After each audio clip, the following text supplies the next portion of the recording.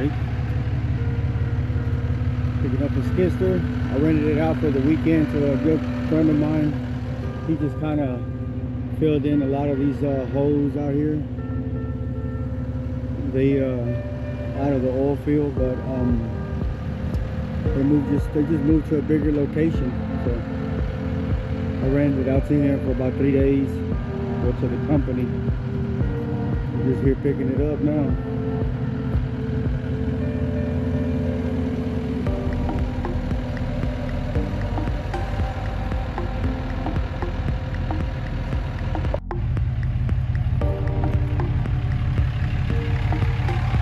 I'll be headed out to Missouri Monday.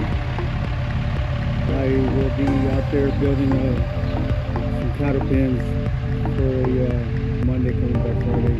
Hopefully we can get quite a bit done. We'll see though. I will keep everyone posted.